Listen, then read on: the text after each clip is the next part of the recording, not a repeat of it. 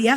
Yang kedua yang menjadi perenungan kita adalah pemahaman yang benar atau tepat tentang Kristus, tentang Injil akan menghasilkan pemaknaan pengalaman yang benar dan tepat juga. Jadi kalau kita sudah tahu nih ya, oh Tuhan Yesus itu kan memang datang untuk menyelamatkan kita dari dosa. Gak ada tuh janji untuk misalnya, oh Tuhan Yesus itu adalah pribadi yang akan selalu menjawab apa yang kita mau. Oh Tuhan Yesus bukan jin Aladin kita yang bisa kita atur semau kita. Apakah Tuhan sanggup menyelesaikan persoalan hidup kita? Saya yakin sanggup. Tapi apakah Tuhan gitu ya akan menyelesaikan sesuai dengan apa yang kita minta ke dia? Ya kita juga gak tahu, cara Tuhan mah berbeda-beda. Kita gak paham itu. Kadang cara Tuhan bisa di luar kreativitas kita untuk berpikir. Tapi kembali lagi, sejauh mana kita mengenal kan gitu. Saya baca buku kesaksian seorang misionaris. Gitu, ini saya suka sekali mensiaringkan ini, menceritakan gitu ya. Misionaris itu punya 2 anak, terus sama istrinya berempat, makan malam gak ada makanan. Terus mereka berempat tuh bilang, oke, di meja makan cuma ada air putih. Akhirnya boleh berkata, yuk kita berdoa, katanya gitu ya, kita berdoa. Tuhan berkati air putih ini supaya boleh menjadi kekuatan, rasa kenyang bagi kami, amin. Waktu saya baca saya berpikir, pasti sebentar lagi teng tong kan gitu ya. Kita pengen kan harusnya kayak gitu tuh. Pas dibuka pintu maka ada Pizza Hut. Atau mungkin McDonald, atau mungkin KFC. Tapi saya gak baca tulisan itu. Sampai ke bawah dikatakan tidak ada satupun, tidak ada seorang pun, tidak ada burung gagak yang memberikan makan. Tapi kemudian dibilang sama si misionaris ini ceritanya, gak ada yang kasih makan sampai pagi. Tetapi sampai pagi juga tidak seorang pun anak saya atau saya dan istri saya terbangun karena kelaparan.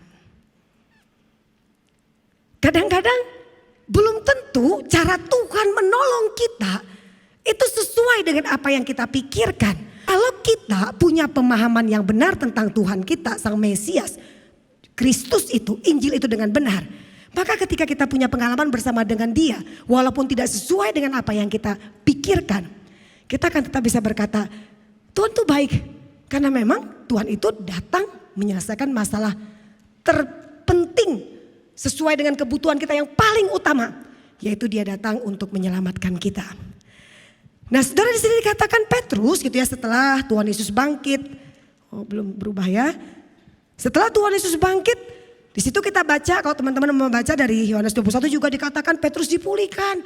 Apakah engkau mengasihi aku? Kan dia menyangkali 3 kali itu. Apakah engkau mengasihi aku? Aku mengasihi kamu. Apakah engkau mengasihiku? Aku mengasihi kamu. Dan Tuhan tetap memberikan kesempatan kepada Petrus untuk melayani dia. Petrus diberi tanggung jawab yang baru. Dan kemudian kita lihat di Kisah Para Rasul ini, kita lihat bagaimana Petrus mengalami perubahan yang luar biasa. Dia sudah mulai melihat dari kacamata yang benar. Dia sudah melihat bahwa ternyata gak seperti yang saya pikirkan nih.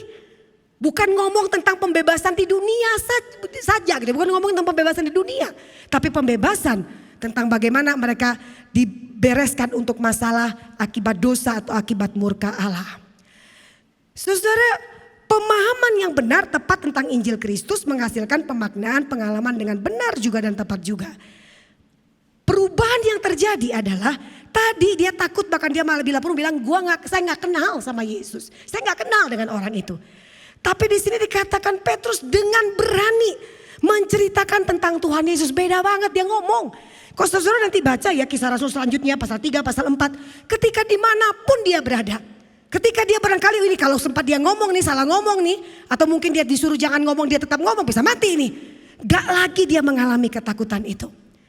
Dia menceritakan tentang Tuhan Yesus yang ditentukan Allah untuk menjadi juru selamat. Dia mengutip dari Mazmur. Sebelumnya juga kita lihat bagaimana dia mengutip dari Yoel. Dia ingin mengatakan bahwa itulah Yesus itu adalah Sang Mesias yang dijanjikan oleh Allah. Saudara di sini dikatakan lagi bagaimana Petrus bisa jadi berani berkata menjadi saksi tentang kehidupan dan kematian serta kebangkitan Yesus. Berbeda, ketakutan itu berubah menjadi sebuah keberanian. Sesuatu yang barangkali dia mikirkan, aduh kalau nanti saya ketangkap atau bagaimana. Ini enggak lagi karena dia tahu tujuan hidup kita bukan hanya berbicara hal-hal di dunia. Tujuan hidup kita nanti kok ketika kita menuju kehidupan kekal ketika Yesus datang kedua kali menjemput kita untuk kita bisa tinggal bersama dengan Dia. Saudara, inti Injil itu Yesus yang disalibkan, mati, dibangkitkan untuk menyelamatkan manusia itu dari kebinasaan, dari murka Allah. Itu intinya. Dan kemudian saudara, ada nggak yang lebih penting dari masalah keselamatan itu? Apakah ada masalah lebih penting? Ada orang berpikir misal ya, oh iya udah kalau orang sakit ya udah dia sembuh. Suatu waktu walaupun dia sembuh dia bisa sakit lagi, bisa mati kan? Berarti kan sebetulnya nggak ada hal sebetulnya yang ya tetap ada durasi hidup di dunia ini. Tapi di sini dikatakan ini membahas tentang nanti setelah kita mungkin umur 70, 80, 90, 100 tahun di dunia, setelah itu kita kemana? Kalau dengan jelas dikatakan akibat dosa itu kalau kita tidak di dalam Kristus, tidak percaya kepada Kristus, maka kita akan binasa. Maka kita harus menerima murka Allah di dalam kekekalan.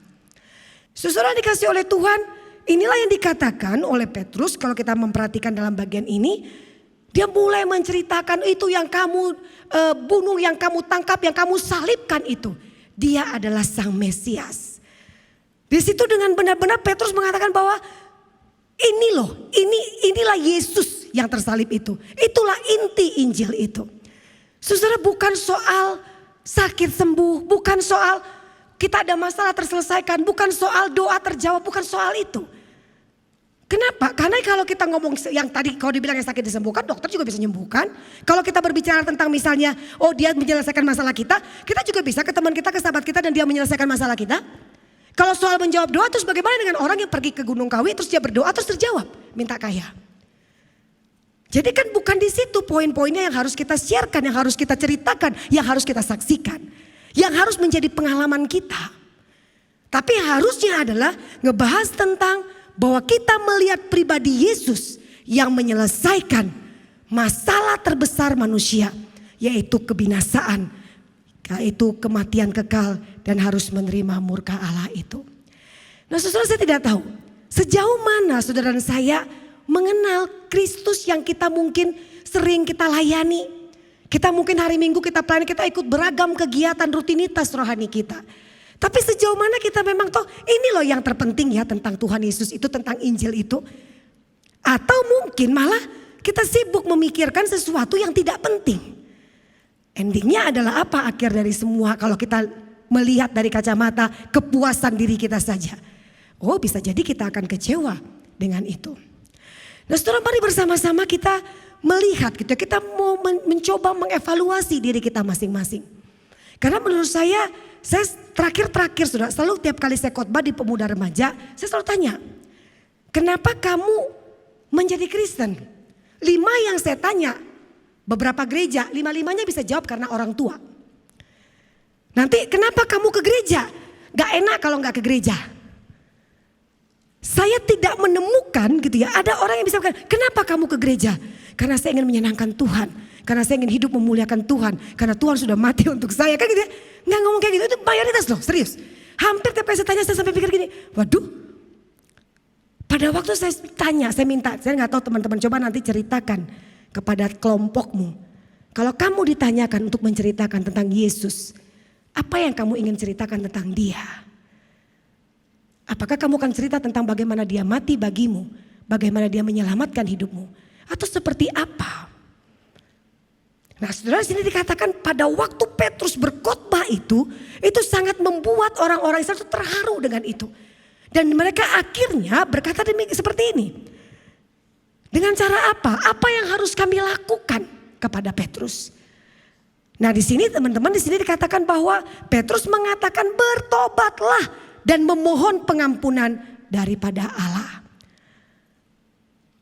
Saudara, coba kita lihat apakah kita pernah mengalami atau kita pernah betul-betul kayak Tuhan, aku adalah orang berdosa.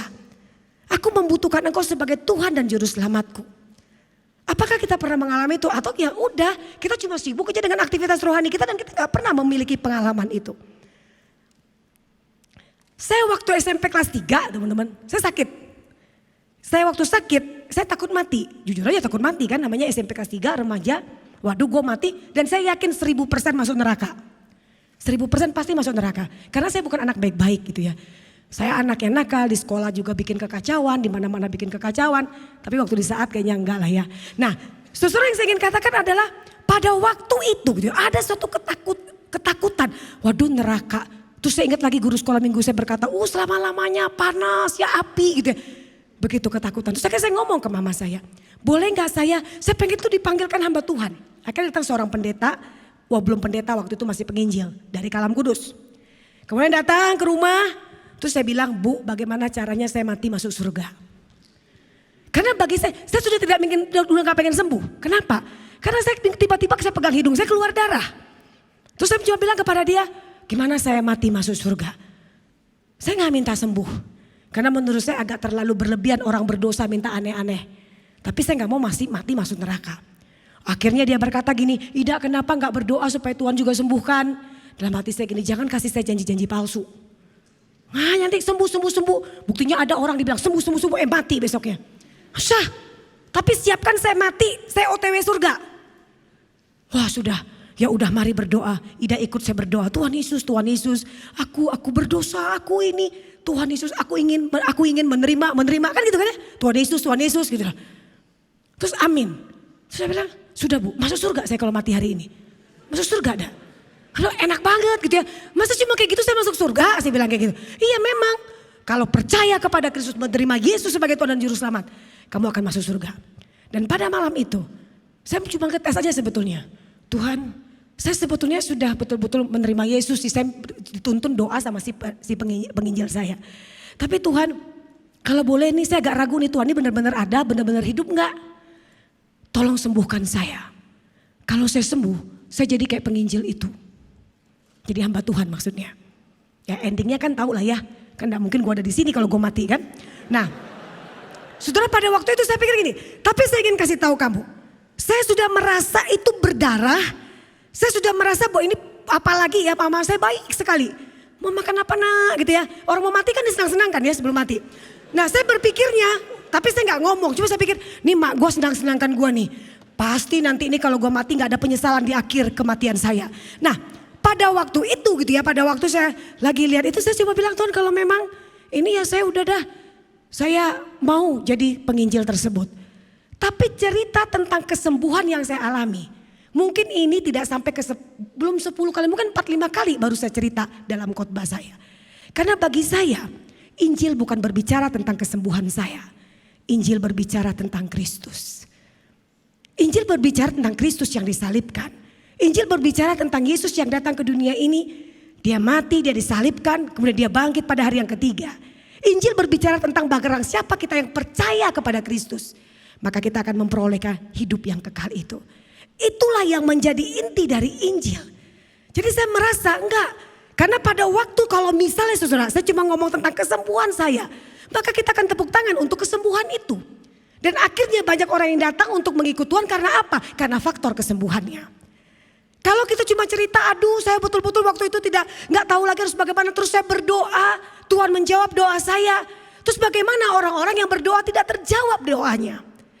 Injil tidak berbicara tentang soal bagaimana Tuhan menjawab doa kita. Kalaupun memang kita imani, kita percaya kalau masalah terbesar saja. Yang mati disalibkan untuk menyelesaikan masalah dosa kita. Bukankah dia sanggup menyelesaikan masalah-masalah kecil lainnya yang kita lewati ataupun yang kita alami. Tetapi balik lagi, tujuannya enggak yang kecil-kecil tadi. Tujuannya adalah bagaimana kita akhirnya diselamatkan. Nah kembali lagi teman-teman sekalian, saya tidak tahu. Saya tidak tahu kalian di posisi yang mana. Apakah kita memang sebatas ya sudah, saya dari Kristen dari kecil saya sudah menjadi Kristen. Tapi apakah kita sudah mengalami perjumpaan dengan Kristus itu? Apakah kita betul-betul sudah mengalami kayak Tuhan aku seperti yang saya alami waktu itu. Tuhan aku orang berdosa. Tuhan saya takut untuk mati. Tuhan Yesus saya mau memperbarui hidup saya. Saya pengen mengubah kehidupan saya. Tuhan ampuni saya. Dan akhirnya saya melihat bagaimana kalau hari ini mau dibilang kapan, hari ini besok lusa mau mati juga gue gak takut ya. Kenapa? Kan sudah yakin kita OTW surga. Nah tapi kalau kita tidak takut, tidak berani gitu, kita masih takut. Mungkin kita perlu pertanyakan ya. Aduh kenapa ya? Saya nggak bilang bahwa karena kita yakin masuk surga, yuk rame-rame mati. Enggak juga gitu ya. Bukan itu gitu ya. Tapi nggak takut lagi gitu, kita nggak takut. Karena kita tahu memang kehidupan di dunia sementara. Dan pada waktu kita masih hidup ini,